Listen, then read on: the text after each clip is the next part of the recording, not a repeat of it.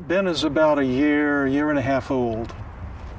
I have an orange moon ball in my hand. It's a bouncing rubber ball. We're on the stairs, and one of our favorite games is to roll the ball down the stairs. Ben catches the ball, brings it back to me, everybody laughs, and we have a good time. On this day, I remember pushing the ball. Ben watches it go down, but doesn't go after it. He doesn't, in fact, bat an eye. He actually doesn't move. It's as if he's frozen. And I think it was at that moment that I knew something was really, really wrong. There was this great fear because on some level I knew my son had autism. But in those days, and this was the early 80s, autism was 1 in 10,000. So I would grab onto the hope that this couldn't be, because I couldn't possibly be that unlucky.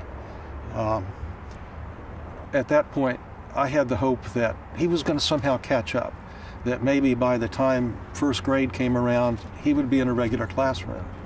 And he had a little cold. The doctor said, well, he needs a bunch of vaccines. He needs 4, 5, 6 vaccines. Do you want me to give them to him now, or shall we wait till he's better from his cold? And I said, no, vaccines are safe. We don't like to go to the doctor. It's hard to get him here. Just, give him the shots. And it was after that, the four-year vaccines, that within a week Ben was lost. Stem cells seem to be the missing piece. If autism is brain injury, and if what are injured are specific areas of the brain, and if stem cells tend to migrate toward the areas of injury and then replicate, why not? I mean, conceptually, this treatment makes sense. The specific motivator was that we were going to meetings with Talk About Curing Autism and the North Texas Autism Association, and some other community groups of parents who were giving us testimonials and saying, yeah, we've seen really good results here. We're hearing this from people that we trust, people who have been on our journey. So actually the kind of rebel idea of crossing a border to some doctors who seem to want to help and have a technology that has promise was a plus. We wanted to do this. Now, I've got to say, this was not for us an experience where Ben comes out from under the anesthesia and says, oh, hi, Mom, hi, Dad, I'm glad I can talk to you now. It was that we take him home, we work with him, we have a greater degree of motivation and hope because of the stem cells. We've noticed incremental improvements in alertness, awareness, taking initiative, willingness to try new things, a little bit of improvement in the language, and we keep pushing that. And I'd say just generally better health.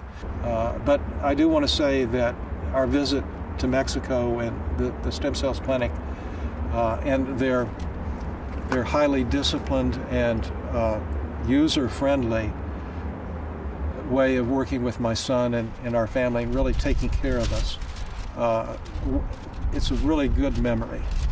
They became our friends, and we still see them from time to time at conferences. And it's always with a big smile and an open heart that I greet them, because I know these people care for my son, and they're on to something promising, and they're on our side. We live in Texas, and in North Texas, about the time Ben graduated, was the leading edge of this wave of autistic kids who are graduating high school and with no place to go. So we started a ranch in Austin for teens and young adults with autism. looking back on it, we've given it a pseudonym, Hope Ranch, because we didn't have the funding or the deep pockets or, frankly, the knowledge and experience to keep it open. But during those 9 months, we learned a lot, and I saw close up other kids about Ben's age who were aging out of the system and asking, what is the next step? You know, the hope is always adjusted, but our hope is that the days when he's smiling and happy and interactive and doing things that he enjoys will increase. And the days that he's catatonic, that he's having gut problems, will decrease. And we've seen that over the past 6 months or so since February. So we have hope that that will continue. My name is Dan Burns. I have a 29-year-old son with autism named Ben.